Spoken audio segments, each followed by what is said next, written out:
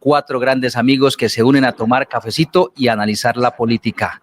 Doctor Gerardo Martínez, bienvenido al podcast Comenzando Mayo.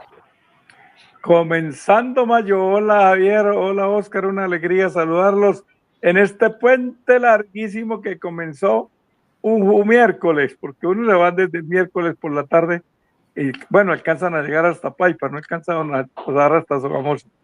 Entonces desde el miércoles se van y el viernes primero y el jueves primero y luego el viernes por ser viernes y el sábado, no. Cuando regresan ya está por vencerse el mandato del presidente actual. Una alegría saludarlos a todos en este puente largo. Gracias. El doctor Gerardo Martínez hace referencia a Paipa, Boyacá, porque desde allá está conectado el editor político de Metropolitano, señor Oscar Rey. Bienvenido al podcast. Hola, ¿qué tal, Javier? Una feliz tarde para usted, una feliz tarde para el doctor Gerardo. Sí, aguantando tantico frío, pero no podíamos dejar pasar la oportunidad de compartir con ustedes una semana más de política llena también de judiciales y muchos movimientos de poder en Santander. Entonces, pues, tocaba cumplir la cita, sobre todo con todos nuestros usuarios que amablemente se reúnen todos los viernes para escucharnos hablar tantico de política. ¿Va a montar en bicicleta allá? No olvide que allá hay rieles y que allá donde se jodió Vargalleras. ¡Ay, qué madre! Sí, de esos rieles que hay ahí, sí. Y mucho cuidado con los buses, porque acuérdense que a Egan Bernal se estrelló por allá contra un bus, en un mal parqueado en una avenida de esas de Boyacá, una autopista. Sí. Es que ese es el tema de los ruteros. No, puro MTV, puro monte, muy bonito el paisaje. Ah, ustedes por el monte, claro. Ah, sí, señor. Como los del M. Ya vamos para allá. No se me adelante. Quiero enviar un saludo muy especial al doctor Manuel de Jesús Rodríguez Angarita, que está haciendo actividades personales. No nos puede acompañar hoy, pero estoy seguro que está en sintonía. Por eso le mando un gran abrazo a Mañe. Yo también lo saludo. Ya según strike, ¿no? La semana pasada tampoco nos pudo acompañar. Hola, sí. No, pero es que Piedecuesta se está moviendo mucho, entonces por eso es que... Le va a salir más barato a Metropolitano jubilarlo y conseguir reemplazos, sí. Bueno, muy bien. A todos ustedes muy amables por empezar a conectarse. Estamos en vivo a esta hora a través de Twitter, de Facebook y de nuestro canal de YouTube. Suscríbase y active las notificaciones. Comenzamos Semana Política, el podcast, con una fotografía, doctor Gerardo. La fotografía de la semana es la del presidente de la República, Gustavo Petro, empuñando la espada de Bolívar en la plaza que lleva el mismo nombre del Libertador, frente a una muchedumbre que estaba conmemorando el Día Internacional del Trabajo. El presidente Petro en la fotografía empuñando la espada de Bolívar. La indígena que está a la izquierda, ¿quién es? No, es la jefe del DAPRE, ¿no? La de gafas. Ay, ¿sí? Sí. Sí, las gafas son las de ella. No sé si tendrá ascendencia indígena. Del Tolima, sí. Sí, de pronto. Bueno, pero ahí desenvainó. Ahí está la Pizarro, ahí detrás está Benedetti, está la hija del presidente Petro. Y estaba vestido de rojo y con guantes.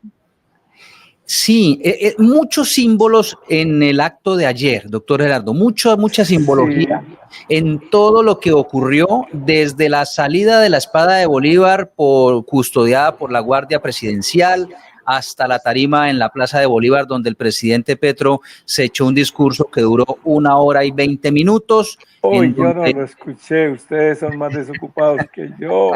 Y se pone guantes para no contaminar lo que toca.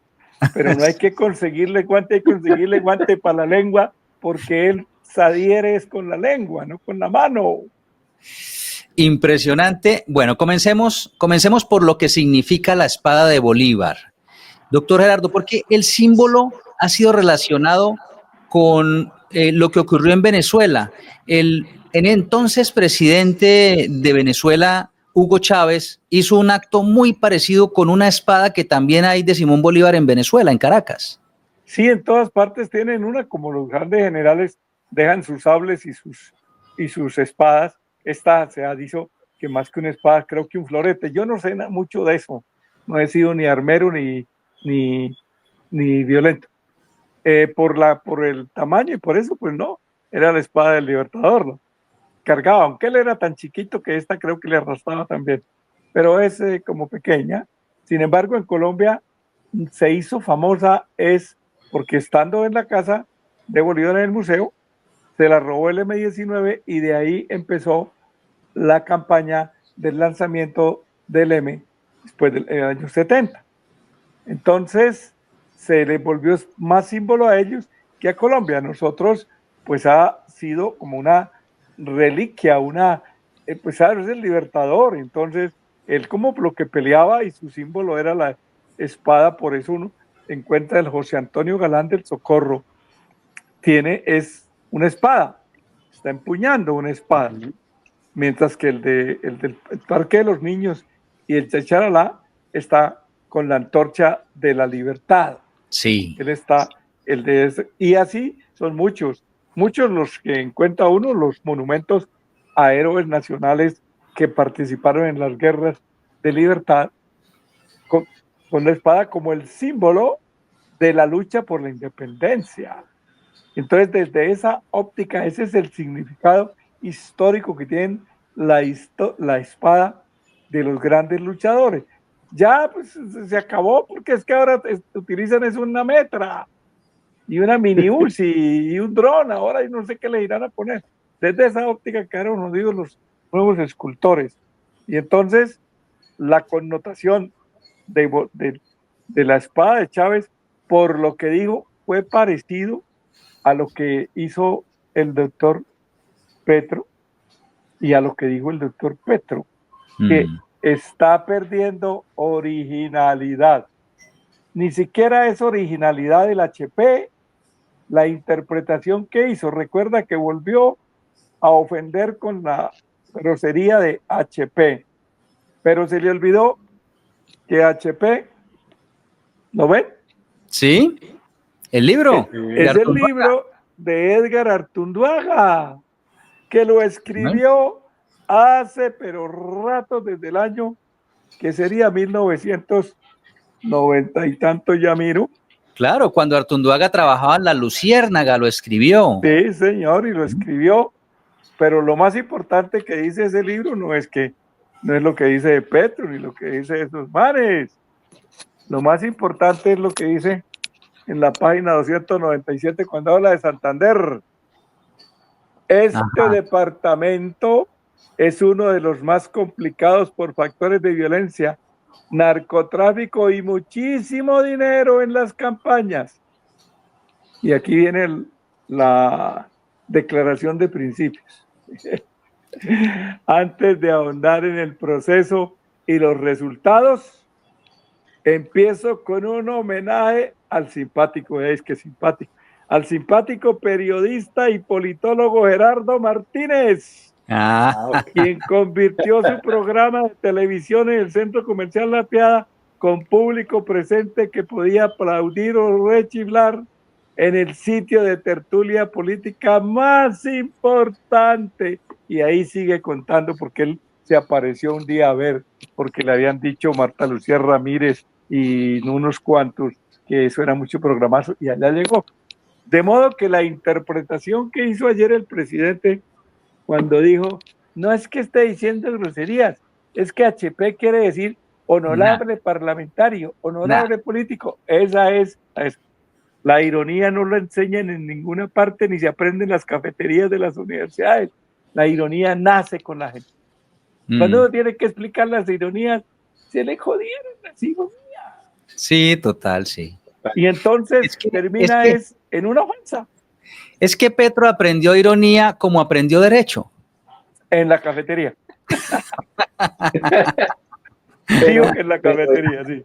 Él dijo que ha aprendido derecho en la cafetería. Oscar. Y entonces se obnubila. Sí, porque él es economista, ¿no?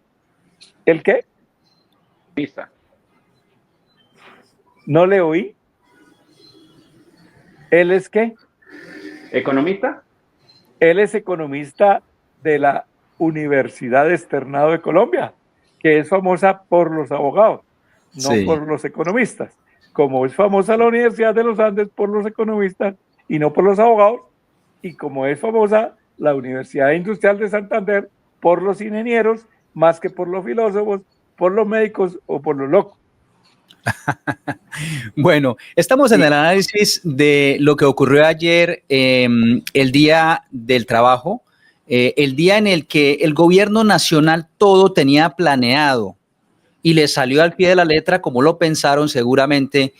Todo el inicio de la campaña ya había comenzado antes con algunas cosas, pero lo fuerte, la simbología, la radicación del proyecto de las 12 preguntas y todo fue ayer.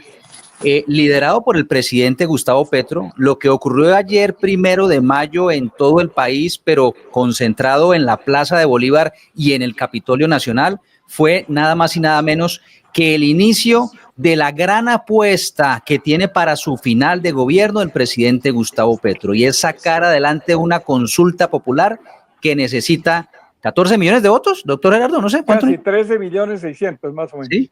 Entonces, ya le doy la palabra a Oscar. Entonces, todo esto ocurrió ayer con mucha simbología, con el gran discurso del presidente, con la radicación del proyecto en el Senado de la República, y de ahí para adelante van a pasar muchas cosas.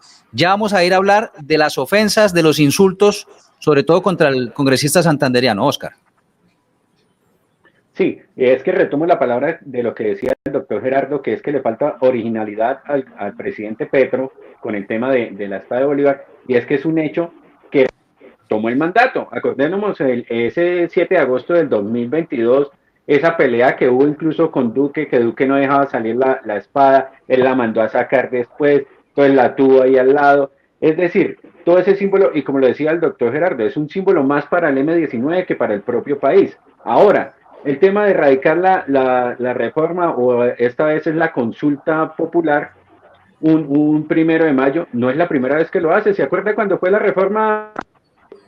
Llamó a todas las bases, llamó a movilizaciones y presentó allá y alzó o sea, es una repetición donde si seguimos en esta línea, ya sabemos cuál va a ser el resultado de la consulta también. Muy seguramente se va a hundir y muy seguramente se van a perder más de 1 billón de pesos que costará la organización de esta consulta. Sin embargo, es un desgaste grandísimo a esos símbolos. O sea, Petro quiere pasar, o pareciera que se quiere hacer en la historia como el presidente de los símbolos. El M-19 fue una guerrilla de símbolos. Sus golpes fueron muy marcados en temas de simbología, pero está desgastando esos símbolos que ya no, la verdad, no tiene mayor trascendencia y a futuro no se le ve que vaya a tener mayores resultados políticos. Bueno, en medio del discurso, el presidente Gustavo Petro hizo un señalamiento, en mi parecer, muy grave. Dijo que los congresistas de la Comisión Séptima del Senado, que votaron el archivo de la reforma pensional, que es, digamos, la motivación de toda la consulta popular. De la reforma laboral. La reforma laboral, son los responsables del asesinato de un líder por allá en el departamento del Cauca, que estaba promoviendo las marchas y el sí a la consulta. Muy grave, porque señaló de un homicidio a varios congresistas, entre ellos el senador santanderiano Miguel Ángel Pinto. Su análisis sobre este punto en particular, doctor Gerardo. Bueno, empecemos por las formas. Obvio que en la plaza pública la gente primero se fija en quién habla, luego se fija en cómo habla y finalmente qué habla. En el caso del presidente, él en sus formas entonces utiliza un lenguaje que sea agresivo, indicador, estigmatizador contra alguien, para que la multitud se concentre. Y claro, se concentró en la Comisión Séptima y en el santanderiano. Y de estar, por supuesto que es muy grave. A ese líder lo acaban de matar en Miranda, Cauca, donde dijo él que habían estado los del M con Pizarro. Y lo acaban de matar y era el que estaba haciendo el perifoneo. Tendrá que hacerse la investigación. ¿Qué pasó? Era un líder de la Colombia Humana. Pero decir de ahí, siendo él el presidente de la República, que la culpa es de Miguel Ángel Pinto y de la señora Blel, pues es una irresponsabilidad viniendo de quien viene. Eso se llama injuriar, que es atribuir una conducta reprochable, imagínese, dar a asesinar a alguien, a una persona. Entonces, es obvio que tendrá consecuencias. Infortunadamente, los presidentes y los magistrados y los grandes dignatarios de este país se escudan en que las investigaciones le corresponden a la comisión de acusación. Y entonces allá no prospera porque todos se cuidan de que en la mayoría en la comisión de acusación queden de su partido. Por eso ahora han visto quiénes están allá. Sí. Eso de todas maneras no quita que haya que formular pues el reparo. El lenguaje presidencial no puede ser así. Si él quiere que la gente sonría, porque es que a veces se sonríe porque echa un madrazo, no, eso no produce sonrisas. En eso debió aprender. Les voy a contar una historia. Uno de los hombres que mejor manejaba la ironía, según cuentan los textos en la vida pública santanderiana, se llamaba Manuel Serrano Blanco. Él escribió un texto que se llama La vida es así y otros textos. Era abogado penalista extraordinario, era consumidor de cocaína en esa época que estamos hablando de la primera mitad del siglo XX. Y por eso él utilizaba siempre su flux. Aquí cargaba el pañuelito y entonces constantemente sacaba el pañuelito y hacía así. Era también dipsómano, murió en el Hotel Príncipe después de varios días de estar ahí. En el Parlamento tuvo un enfrentamiento con un liberal y el liberal le dijo: no le permito al parlamentario Manuel Serrano Blanco que le falte al respeto a un miembro del Partido Liberal. Serrano Blanco siguió hablando como lo hace el que domina la ironía. Siguió hablando como si nadie lo hubiera interrumpido. Luego paró, volteó a mirarlo y le dijo: y a propósito de usted, honorable parlamentario, usted no alcanza a ser una hueva, mucho menos el miembro del Partido Liberal. Todavía está llorando el tipo, porque eso es lo que desinfla que sea, porque el auditorio tiene que sonreírse. Dicho, si quería decirles, pues sugiéralo, insinúelo, hágalo, aunque de cualquier manera es malo, pero ir a acusar de manera directa, claro, las hordas que tienen ahí, pues responden con aplausos y cosas, como respondieron con sonrisas Bolívar y Benedetti al día en que le dijo HP al presidente del Senado. Y estamos apenas hablando de las formas. Ya hablaremos, si quieren, del fondo, porque fue en hora y media. Calcule todo lo que se alcanza a decir. Sí. Lo que hay que decir también es que ayer las movilizaciones fueron importantes. La convocatoria del presidente del gobierno nacional, sobre todo en las regiones, se vio, en algunas más que en otras. En el caso de Bucaramanga, la marcha, la movilización que comenzó en el centro de la ciudad y terminó en el Parque de los Niños, reunió a un grupo importante de personas, aunque aquí no hay mucho petrismo, pero pues también es cierto que el gobierno nacional dispuso de una logística con buses, con comida, con bebida y tal, para que la gente fuera, y entonces pues muchas personas acudieron a pasar el festivo marchando y allá haciendo. En el Parque de los Niños vimos a dos líderes que básicamente ya no pueden decir que no son petristas. El diputado de Santander, Danovis Lozano, y el senador Fabián Díaz estuvieron allá alentando, animando y bailando en el Parque de los Niños en la movilización de ayer. Y una cosa para censurar. Muy mal que hubieran vandalizado, ese es el termo moderno, la Casa de Bolívar. Sí, a propósito, ¿Cuánto se hizo? ¿Cuánto la remodelación y toda una histórica Casa de Bolívar? ¿Qué sentido tiene? Eso no está bien. No estará bien, hágalo el que la haga, el de la izquierda, el de la derecha, las marchas de una cosa.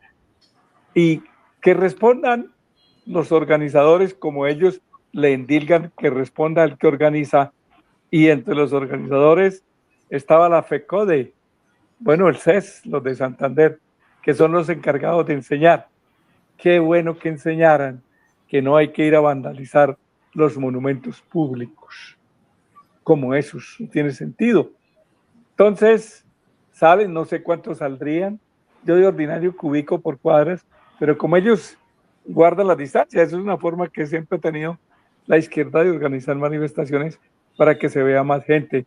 Sé que en el Parque de los Niños iban a escuchar la locución presidencial, no sé si la escucharían en pantalla gigante y no sé qué reacciones habría. Sí, vieron el discurso del presidente en la pantalla y después un concierto de una banda de rock juvenil. Bueno, ya no son tan jóvenes. El doctor Crápula estuvo ahí en el Parque de los Niños y en ese desorden que se arma en esos eventos de rock, o esos eventos rockeros, ahí estuvieron el diputado y el senador. ¿Usted sabe por qué el doctor Crápula? Se lo qué? escuché a su propia mamá de él. Sí. Porque él tiene dos hermanos. El padre es médico, la mamá es abogada. La conocí en uno de los piquetes que hacían en el Consejo de Estado, muy distinguida.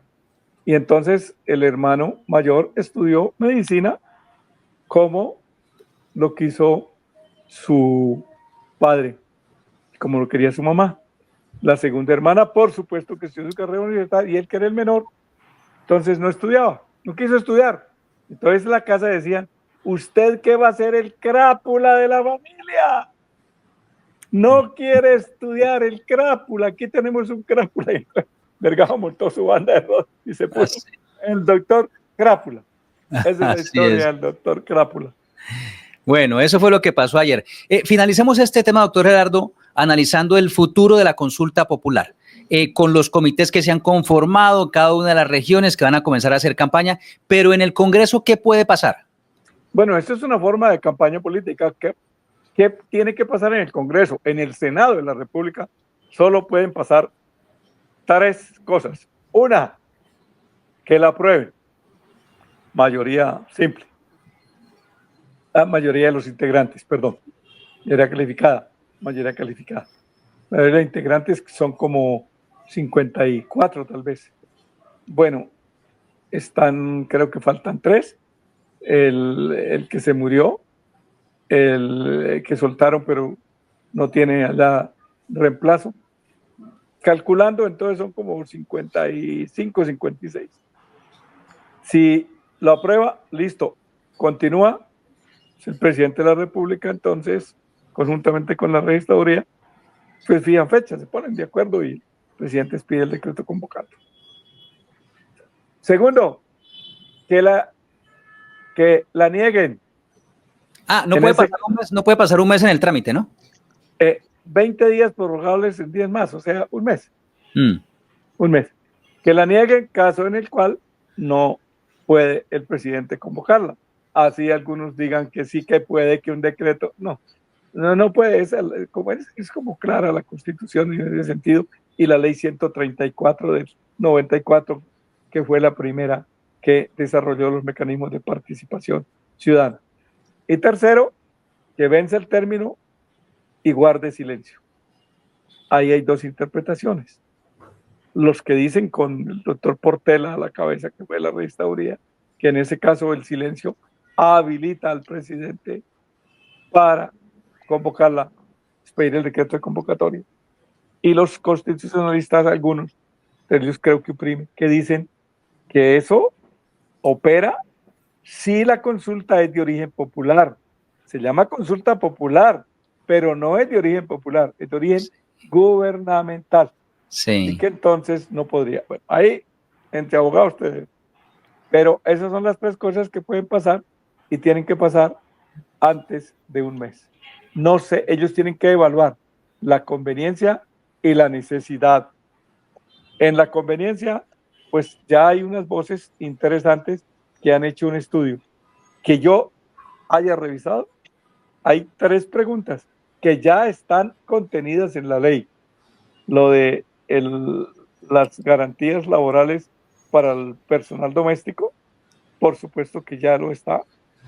Lo de la licencia y los permisos por el periodo, y lo de los recargos en festivos.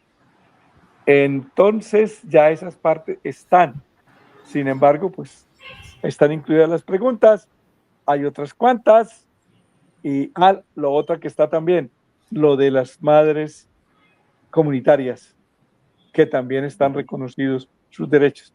Falta el que le incluyeran a los periodistas, que les hagan contrato a término indefinido, que lo tienen las grandes cadenas y los grandes programas, pero que el resto toca cerrar, porque es que ¿quién se hace cargo de contratar de manera indefinida a esos profesionales que tienen que ponerles pues una remuneración como decente, llaman ahora, pero que estrangula cualquier intento de hacer periodismo independiente? Sí. Sí, las grandes cadenas lo tienen. Bueno, pero ahí los incluyeron a los periodistas. Sí. Leí.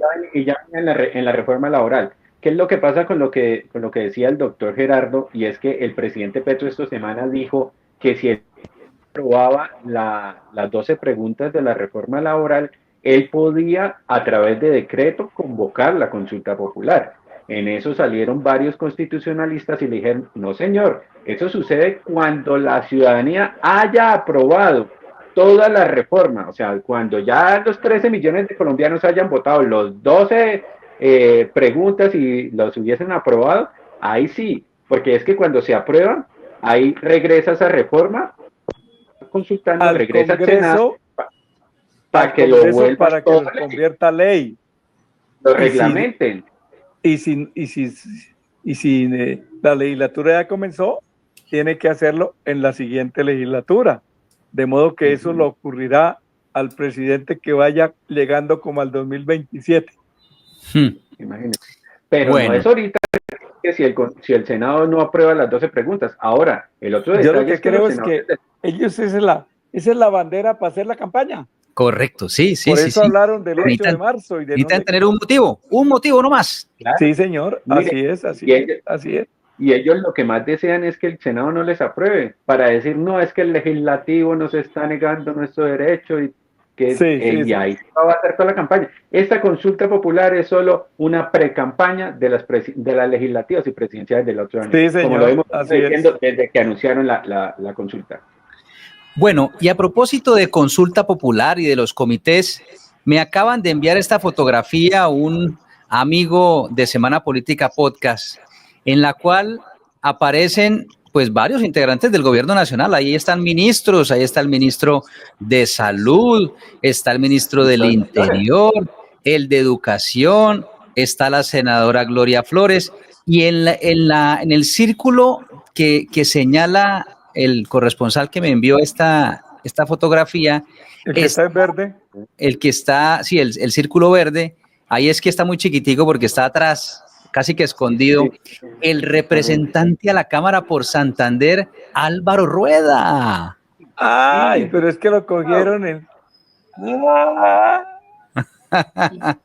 Entonces me dijeron, pero ¿cómo así? El representante Álvaro Rueda, entonces ya de frente con el petrismo. Y bueno, es interesante. No, la verdad no le he escrito al representante. O sea que los 25 votos de Álvaro Rueda se van a ir para consulta. Yo creo que 23 en Piedecuesta y 23 en Florida y 2 en Piedecuesta. Sí, con el tío cura. No, el tío cura le mueve botico. Los cuales, pone más voto el tío, pero es que el tío sí vota por el chino, sí. Póngale fe, doctor. Bueno, Rueda está en un momento muy difícil porque ya él sabe que no va a volver al Congreso, entonces está pelechando. Sí, por eso esa reunión era para repartir distribuir los fondos del comité. Y todos esos ministros, mientras no esté convocada la consulta, qué pena, pues tienen que ser prudentes porque ellos pueden participar y tendrán que escoger comités promotores de la consulta, como también se le tienen que dar recursos a los comités promotores de la abstención, porque la abstención es una postura válida en los mecanismos de participación para evitar que se llegue a lo que se llama el umbral. Y entonces se financian y tienen que ser voceros y se le dan espacios en radio y televisión. Todo eso tan pronto esté autorizada. Mientras tanto, pues vea, no les digo esos muchachos. Por eso fue que ayer el representante por Santander, Óscar Villamizar, uribista, anunció denuncias contra varios funcionarios del gobierno nacional por haber supuestamente utilizado recursos públicos en todo esto de la campaña del sí. Ay, si va a ir a denunciarlos a la corte, que aproveche y rinda indagatoria. Que no pregunte por los otros procesos. Que no pierda la ida. Sí, para que no pierda el viaje. Bueno, muy bien, cerramos el tema de la consulta. Pero señor, Javier, ahí con respecto a lo del doctor Álvaro Rueda, de representante, varias fuentes cercanas a él sí ya me han comentado este escenario. Él sabe perfectamente que ya no va a contar ni con una alcaldía, porque acordémonos que él llegó gracias al respaldo que tuvo de Miguel Ángel Moreno, quien era alcalde. Sí. Tenía a un senador a la espalda, tenía al doctor Durán, Jaime Durán, quien era que era su fórmula. Eso fue lo que logró que él obtuviera más de 45,000 votos en las pasadas elecciones del 2022. Votos que muy difícil que saque en esta oportunidad. Por eso busca y es uno de los que va a votar favorablemente el famoso proyecto de ley de transfugismo, que esta semana, que le faltan solo 2 debates en el Congreso, y al que le van a apostar muchísimos congresistas del pacto histórico para que se puedan recomponer sus fuerzas y apostarle a una lista cerrada acá en Santander, ¿no? Por la Cámara de Representantes. Dijo transfugismo, pues precisamente es nuestro siguiente tema aquí en Semana Política del podcast. Por eso la fotografía es la de la plenaria del Congreso de la República. Doctor Gerardo, explíquenos en qué consiste este proyecto que ahí por debajito de cuerda han ido avanzando y no sabíamos mucho. Hasta cuando la gente era decente, una de las ofensas mayores era decirle tránsfuga. Sí. Es una categoría de traición. Ahora sí. Se jactan de van a aprobar norma constitucional de transfugismo. Nuestra colcha de retazos hace que la Constitución hable de la posibilidad de que sean desleales con sus partidos y sus electores y por una sola vez se cambien de colectividad y se vayan a otro partido sin que les pase nada, porque eso se puede hacer ahora, pero previa a la condición de que tienen que renunciar a la curul por lo menos un año antes del primer mes de inscripción. Por eso el doctor Luna y el doctor de la Calle, que no creían tanto en el transfugismo, entonces decidieron retirarse. Esa primera norma de transfugismo se aprobó siendo presidente de la Cámara de Representantes en la época de Uribe, un santanderiano que se llama Edgar Gómez Román. Mejor dicho, para que sepan quién, el Pote. Y él necesitaba salirse de Convergencia y pasarse para el Partido Liberal, porque el doctor Serpa ya le tenía prometido que lo ayudaba a que lo eligieran representante. Él era senador, era representante en el partido Convergencia Ciudadana y se lo sacaron, entonces necesitaba cambiarse y se autorizó por una sola vez y lo necesitaban. Ahora entonces, personas como Álvaro Rueda, que no van a tener chico en el Partido Liberal, pues claro, porque seguramente lo incluirán en la lista, pero él sabe que pierde, bueno, queda pegadito al margen de error. Entonces, él, pues, es preferible por el impacto político decir que en la lista del pacto histórico va el representante a la Cámara del Partido Liberal, fulano de tal, y entonces decir, se da cuenta, como tenemos la militancia, el pueblo liberal rojo, gaitanista, galanista de Uribe, Uribe ahora se volvió petrista, viva compañero, arriba el M, saque la bandera que sacó la niña esta que dije que si era indígena, que es la bandera que utilizó Bolívar cuando la famosa declaratoria de guerra-muerte en Venezuela, y bajo el cual mandato ordenaron que mataran a todos los españoles que estuvieran allá y pelaron una cantidad de españoles. Y esa fue la bandera, roja, negro y el blanquito ese que tiene ahí, que era la que la China así movía y movía. Pero lo que pasa es que uno miraba la bandera, uno miraba la cara de la China, y cuando le dicen que era la secretaria del DAPRE, uno dice, ¡ay! ¿Qué?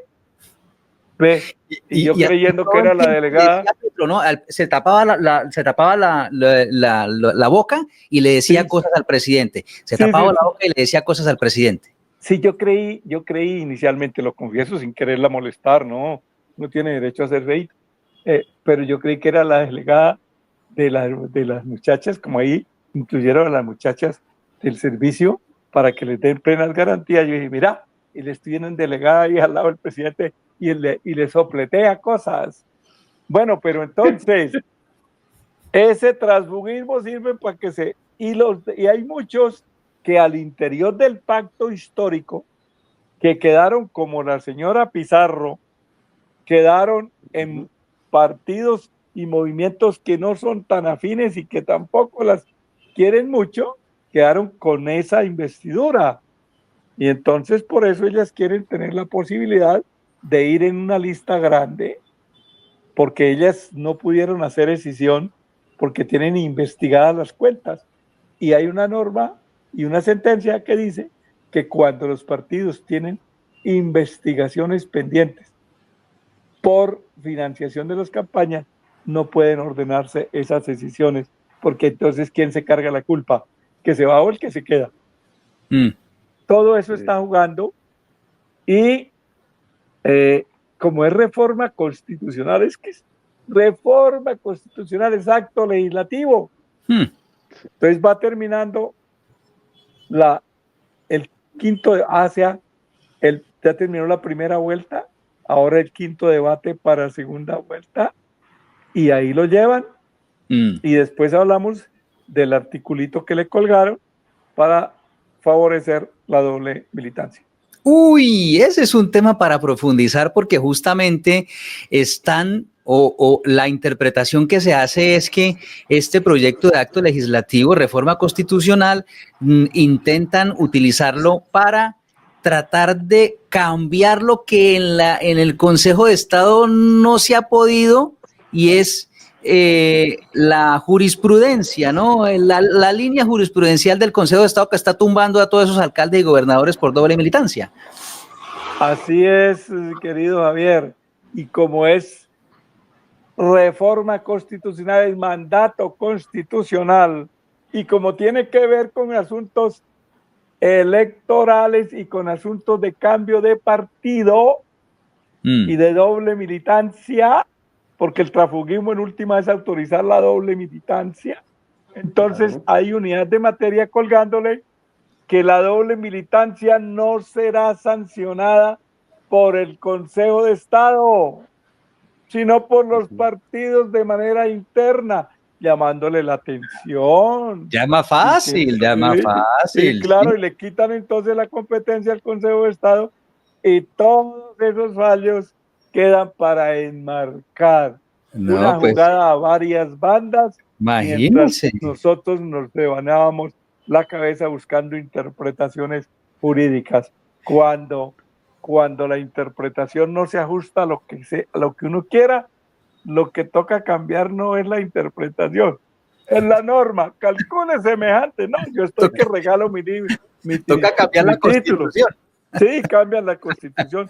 Yo voy a regalar mi título de abogado y les encimo el marco y todo, y está bonito. No, da Mire, pena, da pena, da pena. y el afán del Congreso por sacar adelante este proyecto fue tal que incluso, como el doctor Gerardo bien sabe, en el Senado y la Cámara la plenaria no trabaja los lunes, no se Y, convoca los lunes, se trabaja y a de trabajar. martes hasta jueves, ¿sí? Para Sí. estudiar los. En esta oportunidad, esta semana, convocaron el propio lunes para debatir en séptimo debate esta iniciativa legislativa. ¿Qué sucedió? Que salió a la luz pública, porque ya cuando los medios de comunicación dijeron, oiga, severo mico que No, está no sean tramitando en el descarados, si Congreso, no sean está descarados. pasando así. Entonces ya, ahí sí ya varios congresistas y terminaron retrasando, no lo tumbaron, retrasando No, el no han estudio, votado, porque sí. no hubo quórum. Ahí sí los Ay, no senadores hubo dijeron, quórum. uy, por eso fue, ya los senadores dijeron, oiga, ya nos pusieron la lupa, es que poco, mucho, esa es la importancia de de los medios Esa de es la comunicación, importancia de los medios, la porque esencia. sí, y ahí sí ya prendieron las alarmas y dijeron, oiga, mire, ya nos delataron, nos pusieron en evidencia todo lo que vamos a hacer, y más un pequeño detalle, doctor, y es que siempre este tema de transfugismo, he escuchado casi todos los años, siempre escucho que hay un proyecto para esto, y cuando no es para beneficio propio, es decir, que no beneficia a los congresistas, entonces en el mismo Congreso, digamos, son mandatarios locales, entonces dicen, en elecciones locales dicen, no, es que si aprobamos ahorita es un conflicto de intereses porque van a beneficiarlos a ellos directamente, pero acá no están hablando de conflicto de intereses, a pesar de que va a empezar a aplicarse para ellos mismos Ellos desde mismos. ahora mismo, Claro, próximo claro. año. Es que el Entonces uno dice, transfugismo debía operar, entrar en vigencia para el siguiente periodo. ¿No parece? claro que sí, Pero no, no, no, pero ellos es echa la ley sí, y ellos son, sí, la ley del embudo. como está esta Sí, muy, iniciativa, es para aplicarse ahorita mismo, próximo año. muy interesante porque hay una cantidad de intereses en este proyecto de reforma constitucional del transfugismo a muchas bandas, como decía Gerardo. Y es, por ejemplo, claro, los congresistas que necesitan cambiarse de partido sin ser sancionados. Ahí hay intereses. El gobierno Sí, nacional está interesadísimo en hacer eso para poder jugar cartas con congresistas que están en otros partidos y que pueden traerlos aquí a este lado dándoles alguna cosita. sí, Y más de 400 alcaldes, gobernadores, concejales, diputados y un poco de gobernantes que están esperando con la camándula en la mano que se dé esto para conectar con la doble militancia y poder salvar su posición. Caso, por sí, ejemplo, de los alcaldes del área metropolitana de Bucaramanga, los tres, ¿no? claro. ¿Mm? Por eso Claro se que sí. decía antes que vale más 1 centímetro de juez que 3 kilómetros de abogado. Sí. Pero aquí vale más 1 milímetro de legislador que kilómetros de abogados o de jueces, porque el juez va a interpretar y le cambian la norma. Entonces, por los dos, mi chino. No, Así no, es. eso es descaro, es un descaro. Un Doctor descaro. Gerardo, pero por tratarse de reforma constitucional, sí o sí lo tiene que revisar la Corte, ¿cierto? Bueno, la Corte lo que pasa es que hay las dos teorías. Si se puede, si la Corte es competente, bueno, eso no faltará la demanda. No, la reforma constitucional es rapidito, que se le presentan muchas en la acción de control de constitucionalidad. No es que la tenga que hacer automáticamente, no, pero dicen que la Corte solo puede ocuparse de la forma, el trámite, no de la sustancia, porque obvio que toda reforma constitucional es inconstitucional en el sentido de que contraría un precepto de la Constitución. Claro, ¿no es que lo cambia? Sí. Claro. Sí, Lo cambia. está reformando lo que ellos cuidan, que es la Sí, claro, Constitución. claro. Y entonces, en el trámite sí, y por eso las que se han caído por la no conceptividad, que creo que sería este caso, porque eso no apareció en la primera vuelta, apareció ahora en la segunda vuelta. Entonces se quedó Sí, pendiente de debatir toda la primera vuelta. Otro es por unidad de materia, pero aquí vemos que la unidad de materia puede darse en cuanto a ambas son de tema electoral y tiene que ver con los partidos. tanto el transfugismo como la doble militancia. Entonces ahí podría, pero bueno, lo de la consecutividad sí se nota, que solo apareció ahorita, acabamos en el quinto, la segunda vuelta, se quedó sin primera. Bueno, muy bien. Señoras y señores, estamos en Semana Política del Podcast, en esta edición de viernes 2 de mayo, y seguimos con nuestros temas con una fotografía. La fotografía que ustedes ven en pantalla es de un hombre que fue protagonista esta semana porque salió de la nada. Nadie estaba esperando su intervención en todo el proceso de elección del rector de la Universidad Industrial de Santander. Y el hombre que vemos en pantalla, doctor Gerardo, es nada más y nada menos que el juez Rubén Fernando Morales, protagonista en varias polémicas de la ciudad. Rubén Fernando Morales Rey, ex juez laboral. Él es de la provincia de García Rovira, de Concepción del municipio de La Cuncia, hijo del médico eminente de esa provincia, el doctor Morales. Y entonces, pues de él puedo decirle que él intentó ser profesor de la UIS, se prestó a algún concurso y el concurso lo declararon desierto.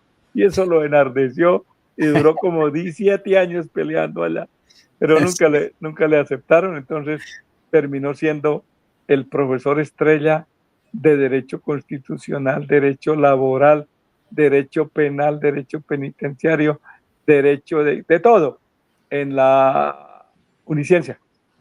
Y allá lo han premiado mucho y ahora él le gusta porque como es de la Colombia Humana y Gloria Flores no le dio espacio, eso la denigra y la insulta todos los días. No le ha pegado porque es que la ahorita para pegarle toca coger impulso. Pero sí está enardecido. No, es que el juez Morales, que además también utiliza mucha simbología, recuerdan ustedes que hace un par de años salió vestido como obispo de la Inquisición por los pasillos del Palacio de Justicia, haciendo un show impresionante, y eso fue noticia nacional y todo esto. Bueno, el juez Morales terminó poniendo una recusación contra todos los integrantes del Consejo Superior de la Universidad Industrial de Santander, y eso hizo que se frenara la posesión del nuevo rector, que ya estaba definida o estaba definida hasta el lunes, que es el actual rector, Hernán Porras, el ingeniero Hernán Porras, que fue reelegido en la consulta interna de la universidad. Bueno, ganó la consulta y tiene derecho a que lo elijan, que ya es reelección por ser la cuarta. Pero con la competencia para expedir ese acto es del Consejo Superior. Sí. Ellos tienen que reunirse y como él ganó y le cogió más de 20 puntos o 20 puntos, como dice la nueva reglamentación, entonces, pues tienen que elegirlo a él. Antes eran los 5 que obtuvieran la mayor votación, eran elegibles y el Consejo Superior podía ocuparse de ellos. Entonces él los recusa alegando interés, pero es que ese interés no es indebido. Y yo explico de la siguiente manera. Por supuesto que el estudiante, como es estudiante de la UIS, pues es un subalterno del rector, ¿o no? Por supuesto que los delegados de los profesores, pues como es profesor de la UIS, pues claro que es subalterno funcional administrativo del rector. Por supuesto que los administrativos, eso sí que más porque él es el que los ha nombrado, los va vinculado. Y los delegados de los egresados y los delegados de los gremios, pero ese no es el interés indebido. El interés indebido es, valga decir, que ese profesor no es porque sea como profesor de la UIS, sea subalterno del que está de rector, no, sino que fuera socio en una empresa o algo de ese rector. Tiene que ver con una condición especial y no con el hecho de que se pertenezca a la institución y como en consecuencia pues esté bajo la dirección de ese rector, pues es evidente, pero el rector. De modo que me parece que ellos tienen que cada uno pronunciarse, los recusaron a todos y les adjuntaban que el uno tenía una empleada, que el otro tenía 2, que el uno la secretaria, que el otro el cuñado, que el otro la señora, lo que denota es como un manejo medio como nepotista en muchos casos, si es cierto lo que decían ahí, porque la campaña estuvo medio agria Y el señor gobernador, como él no tenía candidato, sino como dijeron en el Metropolitano, el doctor Don Oscar Rey dijo que él no estaba mintiendo, que él no tenía candidato, tenía candidata. Sí. Y entonces le sale y hace un video. Y yo no sé quién será el jefe de comunicaciones. Y yo no sé quién será, porque hasta el camarógrafo decirle, pilas, pilas, señor gobernador, eso no está bien. ¿Pero por qué? Yo soy el general, si usted es el general. Pero es que el señor Danovis Lozano estaba en la campaña en la UIS porque él es alumno de la UIS. Claro, claro. Egresado, ya ve que le No, mandaron a decir, doctor, que ya se graduó. ¿qué? Eso no va a ser egresado nunca. Eso es lo que él tiene que hacer, que es No, quedarse no, allá ya se toda la vida. graduó. Al día siguiente salió haciendo Ay, Sí, sí, ya se ya graduó, grabó. ya se graduó. como, sí, ya Debe, se debe, graduó. Salió debe, mostrando el cartón, el diploma. debe Le estar digo haciendo que desde la entonces. UIS me dijeron, por favor, dígale al doctor Gerardo que él ya se graduó. Ya por Ay, fin lo pero sacamos, lo logramos graduar. Y debe yo, estar ah, bueno, haciendo entonces muchísimas un gracias. posgrado. Debe Pero estar igual haciendo sigue un metido allá, posgrado. igual sigue metido en la universidad. Ay, por supuesto. Pero retomándolo el tema de la recusación, es amplio, el texto es amplio y lo que hace es que retoma varias de las denuncias que se hicieron en las campañas, de Sí, señalamientos que hicieron de una parte contra la otra, pero en sí, en esencia decía, bueno, es que también estaban inhabilitados o tenían conflicto de intereses porque ellos hicieron parte de ese comité que avaló a los 6, es que no es candidatos, a los 6 aspirantes que se presentaron a la consulta, pero es que uno leía una reforma que hubo el 7 de febrero, creo que se dio, el 7 de marzo, y sí. decía que se conformaba una delegación especial, o sea, el Consejo Superior nunca estuvo detrás de eso, entonces yo Se decía, pero llama de por Dios, o sea, comisión el de, mismo documento responde.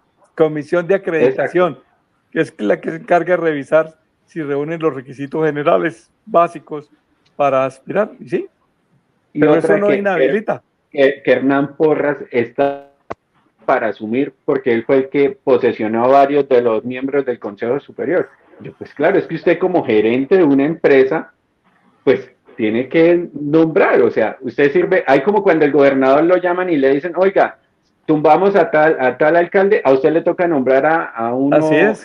encargado mientras tanto, o sea, usted ahí no tiene parte, solo funge la función de secretario, notificador y no más, pero sin embargo, yo que no Correcto. estudié derecho, lo Ah, entendí, pero váyase para la que cafetería. lo que sí, No se vaya a ir a la licencia que le di porque lo nombra magistrado. no, pero me preocupa que pase por Uniciencia y me dé clases el doctor Morales, ahí termino recusando. Ah, ahí termina con mayor locura. Pero, a ver, yo veo acá, Tranquilo que ahí, como es en la calle 37, lo más difícil Sí, de pasar es la calle, que hay mucho tráfico. pasa, pasa la carrera 12 y llego a la Procuraduría General Regional de Santander. bueno, Eso es lo más. aquí, aquí me hace una claridad, una persona que nos está viendo y está muy enterada del tema y me dice, Javier, ojo, el juez Morales no solo recusó al Consejo Directivo, demandó la nulidad del acto de elección, que eso Y, hay que tenerlo en cuenta, dice pero mi es que punto. no ha habido acto de elección.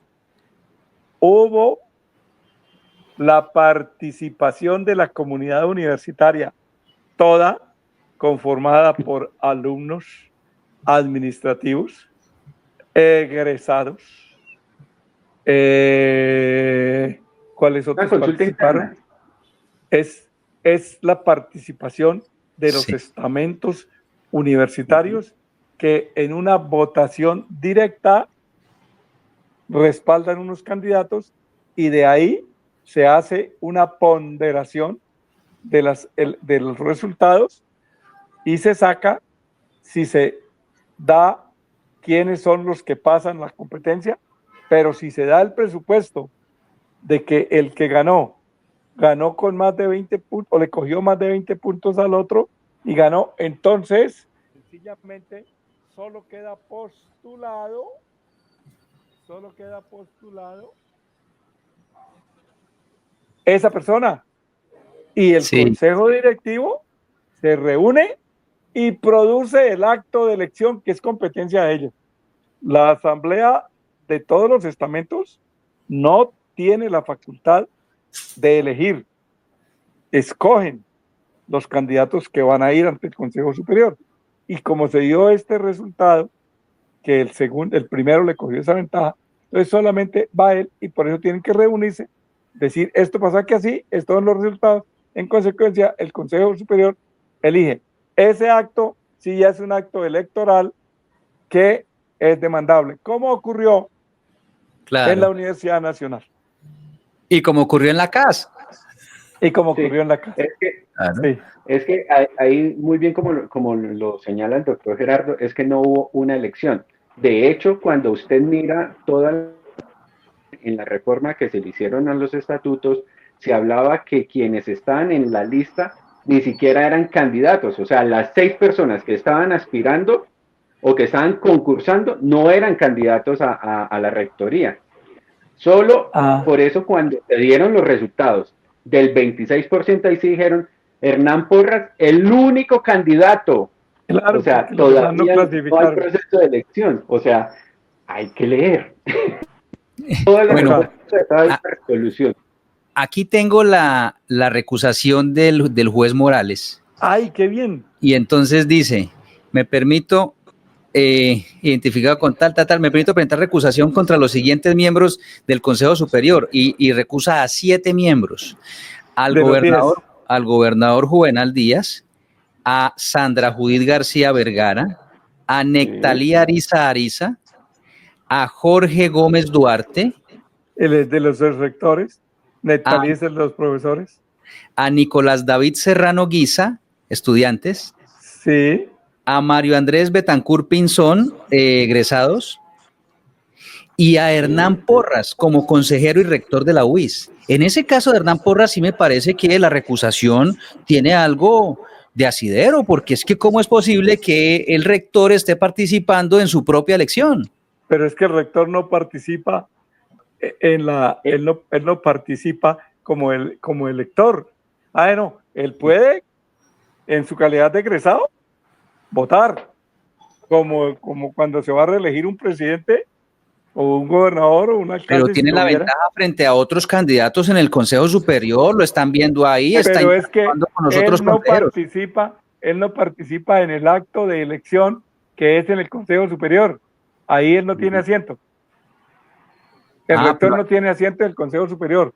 Pero aquí dice, es como el consejo ahí está equivocado. De la CDMB. Está el director de la CDMB, hace parte del consejo, pero no es miembro. No es miembro, yo entiendo. Puede que yo entiendo que pueda que no tenga voto, Oscar. Yo le tengo respuesta a lo de eso. Pero para perdóneme. Espérame. El ingeniero Hernán Porras se retiró del cargo como rector 8 o 15 días antes. Pidió esto para precisamente poder hacer campaña. Bueno, está bien, eso está bien, pero lo que quiero decir es que en este caso particular, cuando se estaba eligiendo al rector de la universidad, él es consejero, así no tenga voto, así no vaya a votar por él mismo en el Consejo Superior, pero interactúa con los otros consejeros y tal, y convence y lo ven, tiene ventaja sobre los otros candidatos. Javiercito, él no es consejero, él es el rector, los consejeros son 10.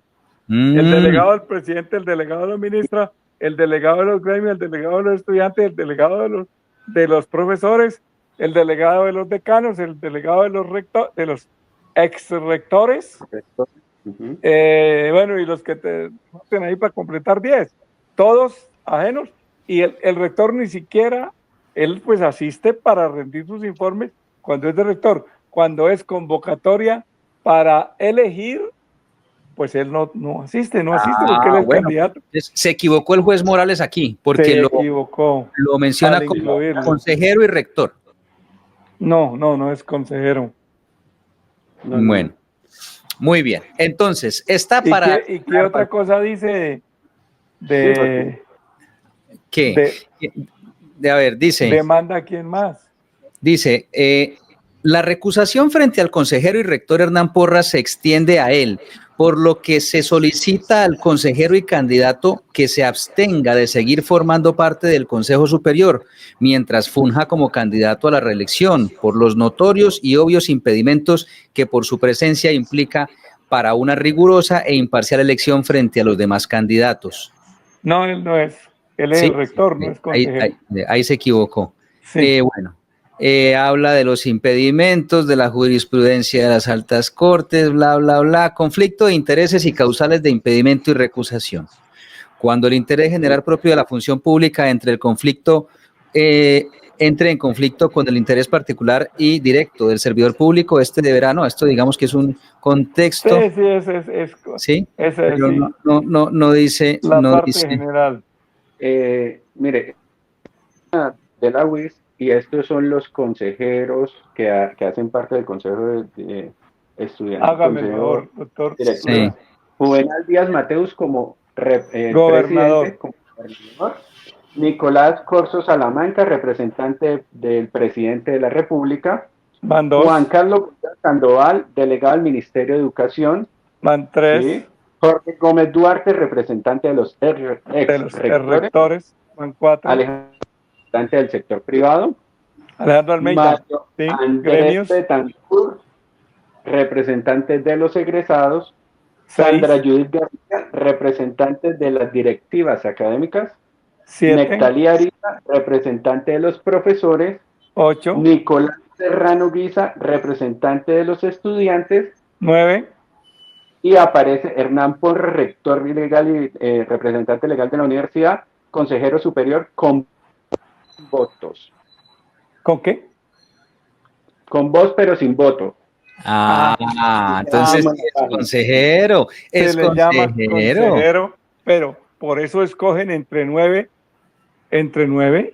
Por eso nunca había empate, porque es que el rector en ninguna de las decisiones, de esas decisiones, imagino que en unas administrativas sí, no tiene voto. No sabía que se le llamara consejero, se le llamaba rector. Bueno, entonces esto todavía tiene muchos desarrollos. Falta ver qué dice la Procuraduría con las recusaciones, falta ver que se dé el acto de elección cuando hay intereses de parte del gobernador porque no quedó contento con el resultado de la consulta interna en la universidad. Sí, señor, así es. Él se puso bravito. Se puso bravito. Pero una aclaración, Javier, no está en la Procuraduría, está en el Tribunal quien ya admitió la recusación. Ya le está dando. Entonces no es la Procuraduría como tal. En este caso fue presentada directamente ante el tribunal. Bueno. Pero venga, que eso dirá la nueva reglamentación, porque antes era obvio que cada uno de los consejeros recusados tiene que pronunciarse, que ese es el legítimo derecho de defensa. Entonces se pronuncia y si alguien dice acepto, queda aceptado. Si lo rechaza, entonces, y luego en las corporaciones públicas iba a la Procuraduría, pero no sé si aquí la nueva reglamentación, porque es que el Estatuto Superior de la UIS es la máxima norma en la UIS. Sí. Entonces, no sé si ahí establecerían alguna cosa distinta, la desconozco. Pero ¿por qué digo, Oscar, que el gobernador no quedó contento? Aunque él de labios para afuera ha dicho que felicita al profesor Hernán Porras, lo dijo en un comunicado, en esa carta abierta en la que acusó al político Danovis Lozano de intervenir en la elección. En esa carta él dijo que felicitaba al profesor Hernán Porras y que estaba muy contento porque continuara y tal. Pero fuentes al interior de la gobernación me han dicho frecuentemente: un momentico, Javier, todavía no ha sido elegido el rector. Entonces, no diga que el rector Porras ha sido reelegido porque todavía falta. Lo que me hace entender que en la gobernación están mirando a ver de qué manera hacen como en la Universidad Nacional. ¿sí? Hacen algo. Entonces, por eso digo que no están contentos en la gobernación con la reelección de Porras. Y es muy cierto lo que usted dice, en la sesión del Consejo el miércoles en la que se iba a posesionar a Hernán Porra, A lo que me elegir dijeron, y a posesionar, sí. Lo eligen y lo me, posesionan. sí, señor, me dijeron, lo que hay acá es una tensa calma, pero de Mm, esa para chirriar los dientes. Lo que me decían mm, allá las fuentes era que todo el mundo decía el mensaje de dientes para afuera, como usted dice, es que había calma, que no había pasado nada, pero la verdad es que todo el mundo estaba a ver qué pasaba, porque pues de todos modos es una situación, una incertidumbre, donde las recusaciones sigue siendo el pan de cada día. Mire que con eso lograron tumbarle el proyecto de, de la nueva regulación tributaria en la alcaldía, lograron parar la elección del nuevo director encargado en están la de moda caja. las recusaciones. Sí, Sí, están de sí, moda las Sí. recusaciones. Sí, muy bien. Bueno, entonces cerremos aquí el tema. Vamos a continuar pendientes. Recuerden que en nuestra página web estamos permanentemente actualizando estas noticias que estamos analizando hoy. Ya vienen las décimas de Gerardo Martínez, pero antes hablemos de la salud del alcalde de Bucaramanga, Jaime Andrés Beltrán. Esta semana, señores, esta semana el alcalde tuvo que ser llevado de urgencia a la Fundación Cardiovascular de Colombia. El pasado martes el alcalde se sintió mal, se descompensó y manifestaba tener un dolor a la altura del pecho. Se activaron las alarmas, por supuesto, de todo el equipo cercano al mandatario local y lo llevaron a la Fundación Cardiovascular para que le hicieran un chequeo a ver si era algo cardíaco, doctor Gerardo. Ay, yo sufro también de eso y a mí también me dio, pero yo estaba en la casita. Eso les pasa por tener corazón chatarra. No, mentira. Eso es normal con tantas angustias. Y entonces entre el estrés y las cosas, y entonces una angina de pecho se llama, y claro, muy bien que lo hayan llevado, le hicieron los exámenes y lo dieron de alta. Lo dieron de alta porque donde quieren darlo de baja es en el Consejo de Estado, pero allí lo dieron de alta y dijeron que estaba muy bien el señor burgomaestre, cosa que nos complace. Son susticos, susticos, susticos. Yo recuerdo cuando yo fui compañero de estudios del, del arzobispo de Bucaramanga, Ismael Rueda Sierra, y entonces cuando le dio un preinfarto y nos avisaron a los compañeros, y yo dije, ¿dónde está? Entonces, no, que lo tiene en la cardiovascular. Yo dije, carajo, ¿y cómo así? Si él dice que todo es Dios, entonces, ¿por qué no lo llevaron a la catedral? Entonces, me contestó diciéndome, mi querido Gerardo, también para ti hay espacio en el reino de Dios. Y yo no sé, eso me dijo, yo espero, confío en que no me haya dicho mentiras. Bueno, pero es cierto, ellos creen firmemente en el Señor y en los milagros, pero cuando se enferman es preferible creer en el médico y eso está perfecto para nosotros los que nos gusta que se valore la ciencia. Parece que no era nada. Dijeron Sí, que le hicieron pues unos exámenes de rigor. sí, no, realmente el mismo alcalde el jueves, ayer jueves, festivo, él publicó un video en sus redes sociales diciendo aquí estoy para todos los bumangueses, estoy trabajando hoy, ya me dieron de alta y estoy bien y se muestra bien, realmente se ve bien su apariencia física, sin embargo, pues no deja de ser una alerta porque el alcalde tiene muchas preocupaciones, muchas angustias, hay muchos temas que están en desarrollo por todos los flancos y seguramente eso pues ha tenido una carga emocional muy fuerte para el mandatario, ¿no? Está el tema de la doble militancia en el Consejo de Estado. En el Consejo Municipal tiene ahí unas controversias con el tema del estatuto tributario, el tema del impuesto de industria y comercio, tiene el tema del empréstito que no ha logrado consolidar y la inseguridad y bueno, un mundo de cosas que hacen que tenga una carga emocional muy fuerte día a día el alcalde Jaime Andrés Beltrán. Y está pendiente la candidatura presidencial, recuerda que dijeron.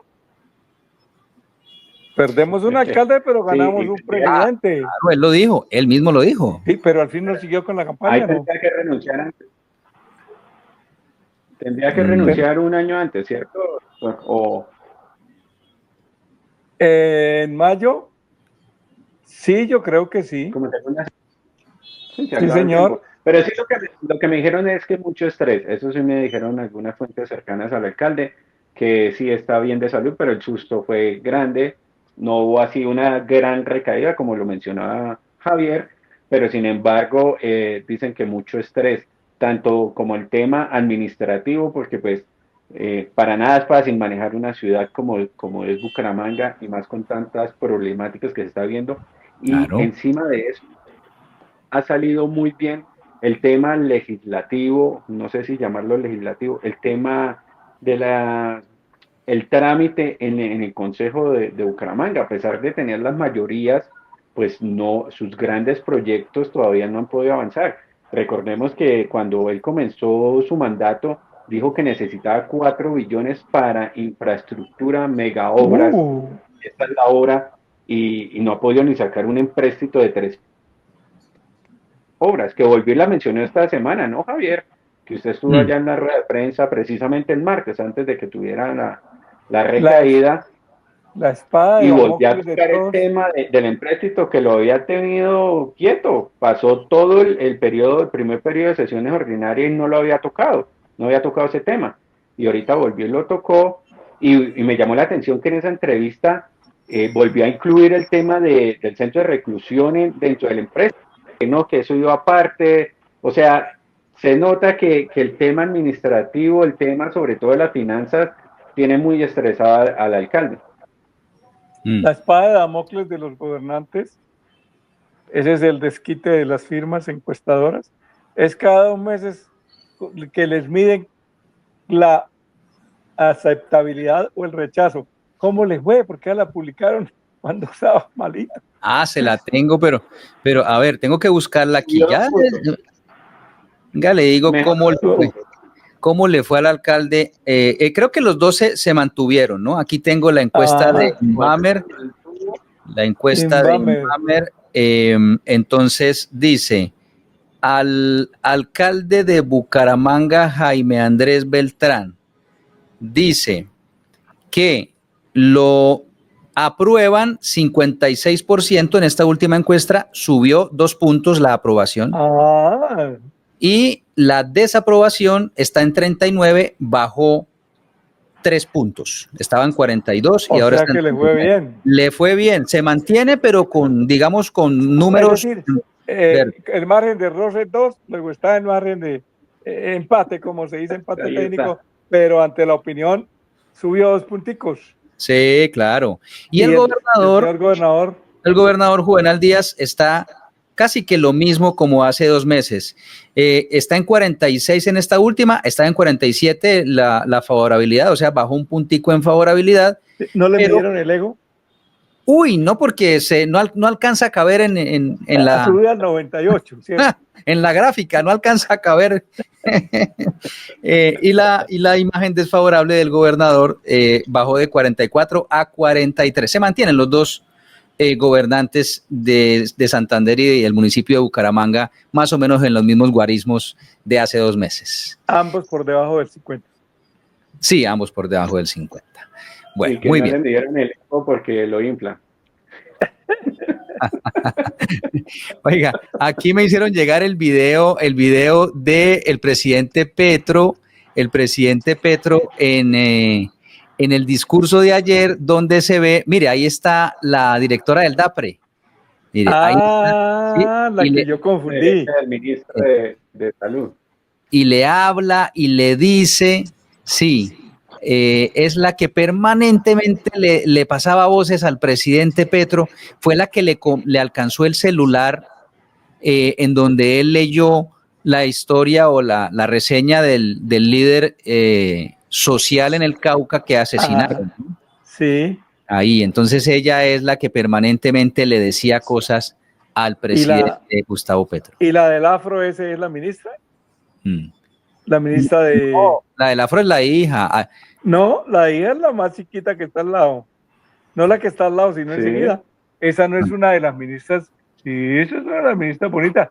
No, la hija, Antonella o Sofía, como se llame, es la que está después de esa afro. Mírenle Sí, la carita y verás. es la ministra, sí señor. Es la ministra.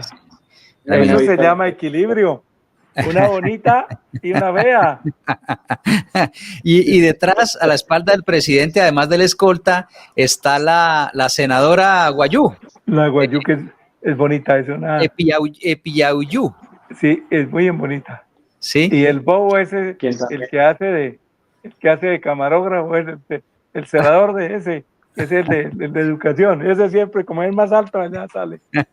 Y el de educación también está con gorra ahí, el ministro de educación, y la Sí, senadora Pizarro también está ahí al lado del presidente. claro. Esa fue la imagen. Después de ese momento que le pasó el celular, ahí fue donde sacó el mensaje en contra del senador Pinto. Sí, ahí fue Sí, donde ahí pasó. estaba hablando. Sí, ahí fue donde pasó el mensaje. Y quiero retomar esa parte como para cerrarla, porque es que no pasa desapercibido, no solo que el mensaje en contra del senador o de toda la Comisión Séptima lo envíe, sino que es que estamos en un momento de polarización tan grande que se vuelve Sí, un peligro para tanto para el senador como todos los integrantes de la Comisión Séptima que aprobaron el archivo de la iniciativa, como para todas las familias de ellos. Es un acto de verdad que uno sí. debería estudiar, porque si eso es, ¿qué días con el presidente del Senado diciéndole a HP, ahora un senador señalándolo de asesinato?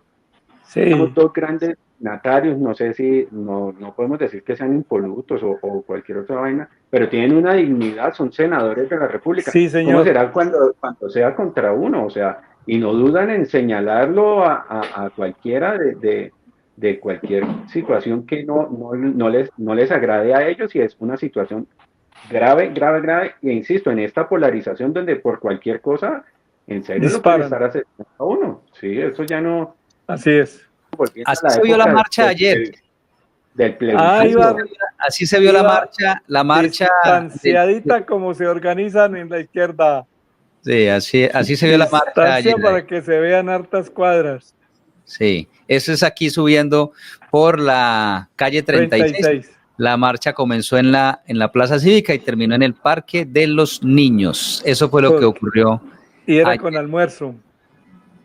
Muy Y, seguramente, sí, claro. y claro, era con almuerzo y todo, era con La almuerzo y todo. maquinaria está encendida para la consulta, eso sí. Sí, y tiene todos los indígenas. Bueno, Y entonces yo les pregunto, ¿y eso qué simboliza electoralmente? Me hace el favor de mirar en la circunscripción indígena cuántos votos ponen. Lo buscan después, pero bueno, ponen como 370,000 y siempre de 370,000 a 13,600,000, creo que hay bastante. Y los que quieran ver cuánta es la de las negritudes, que alguien llamó negramenta por molestar y ustedes le cayeron todos. ¿Quién fue el que dijo negramenta? Alguien dijo negramenta. Las negritudes, ahí también puedes mirar cuánto es. bueno. Señoras y señores, hoy es viernes 2 de mayo, estamos en Semana Política del podcast y ha llegado el momento de las rimas, el momento del análisis político de Gerardo Martínez a través de sus décimas. Doctor Gerardo Martínez, como siempre, la audiencia está muy pendiente de sus décimas. Aquí están las décimas de Gerardo Martínez. Bueno, esta semana entre el conclave, que lo vamos a dar cuando empiece, y las peleas Benedetti displicente, a veces no la boca, es que esa era mi secretaria de una casa, y la señorita Sarabia mostrando las carpetas que tiene con todo el prontuario. En eso nos la pasamos la primera parte de la semana y tocó esperar porque ya la segunda era ayer. Entonces, por eso esperamos. En ese orden recreamos los distintos temas. La primera parte se llama Guerra de Cómplices. Espéreme tantico aquí. Guerra de Cómplices. Y dicen así. Ni siquiera el insuceso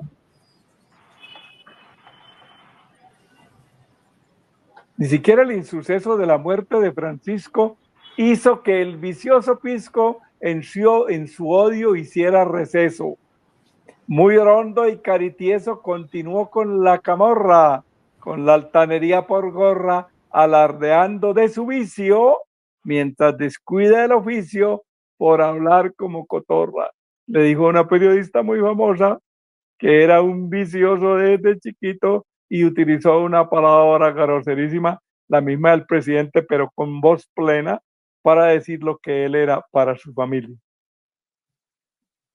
Desprecia la labor diaria de quien fuera su asistente, a la que ofende indecente porque fue su secretaria. Contrato indigno de paria fustiga a la canciller, celoso de su poder, sin mirar por prepotente que ella tiene el expediente con el que lo va a joder. Pero lo grave del caso no es la pelea de comadres, es que se advierte el desmadre de ministros al fracaso. Y entonces, el pueblo raso al que gritan, comillas, defendemos, con los odios que tenemos, sufrirá las consecuencias por gobernantes de ausencia que comen lo que sabemos. Por eso, en esta tribuna de verdades e ironías, deshojando habladurías, se advierte noche sin luna.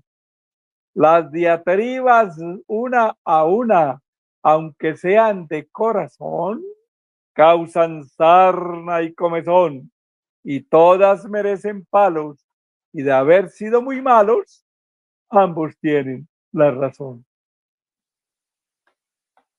Espada desenvainada. El señor presidente. En la plaza de Bolívar, con un discurso agresivo, tono de delirio altivo, manó hiel y poco almíbar. De fina planta el acíbar, con tempestad que no amaina, entre sancocho y champaina, retador blandió la espada, sin advertir la escachada, pues solo sabe echar vaina. Después de la cirugía estética que se hizo, solo se rompió el hechizo de vanidad que escondía. En su belleza porfía, con cachete renovado y en cuello el cuero apiñado, y por culpa del estire, para cualquiera que mire, es un plebeyo estirado. Ñapa 1. La puerta entreabierta es un libro sin qué decir, y el pueblo que será juez, del que se cree gloria y pres, lo invita, pero a salir al señor exalcalde, ahora escritor. Ñapa 2. Que se reponga el alcalde del soponcio de anteayer. Ahora que quede de balde, descansa mañana y tarde en el paseo a Israel. Ñapa 3. Siguen con tasas e impuestos los gobernantes locales. Solo gastan en sus puestos y que ojalá estén dispuestos para ir a los tribunales. Y Ñapa 4. HP quiere decir honorable político, honorable parlamentario, ¿sí? Entonces aguantemos. En lenguaje palaciego, el HP ahora es cetro. En honorable soy lego, que no se moleste luego cuando griten HP tro. Buena tarde, feliz puente, feliz fin de semana. Oiga, se nos quedó, el doctor Gerardo sí lo incluyó en las décimas, pero se nos quedó comentar el libro del exalcalde Cárdenas, ¿no? ¡Ay, sí! se nos entreabierta, y cuando esté entreabierta, uno puede invitar a entrar o invitar a salir. No, se puede meter cualquiera. A mí me comentaron que para que entre una tal Sara. Ella es la del prólogo. Ella es la del prólogo, la de la presentación, la del exordio. Sí, el exalcalde Juan Carlos Cárdenas presentó en la Feria Internacional del Libro de Bogotá su primera producción. No creo que haya escrito antes un libro el alcalde Cárdenas. No. Él lo único que había escrito era los cheques cuando fue director en una empresa de cemento. ¿De qué? No más. Y con la forma en que hablaba, qué pena, yo no lo conozco, me dicen que es altotote. Pero me cuentan las secretarias que suda redactando un sobre. Eso, no. Sí, no. Yo creo que el libro él lo tuvo que haber como dictado o algo así por ahí, ¿cierto? Esa es la tarea, encontrar quién lo escribió. Bueno, muy bien. Señoras y señores, aquí hacemos análisis y por supuesto también crítica política. Esto es un espacio de opinión y de información que tenemos los viernes en Metropolitano. Semana Política del Podcast es un producto original de esta casa periodística y siempre nos colabora el doctor Gerardo Martínez y Manuel de Jesús Rodríguez. Doctor Gerardo, muchas gracias por estar siempre con nosotros aquí los viernes. Arrancamos este fin de semana, hay que descansar. Hay que descansar, sobre todo por el cansancio del 1 de mayo, que era el día del trabajo. Entonces, a descansar, se dijo. Bueno, Oscar, nos vemos. Chaito Javier, chaito doctor Gerardo, muchísimas gracias por esta compañía y me despido con un dato. Acaban de publicar ahí en un medio de comunicación que el senador Miguel Ángel Pinto acaba de confirmar que en junio definiría si es candidato a la presidencia de la República. Un dato que nosotros ya habíamos dado acá en política.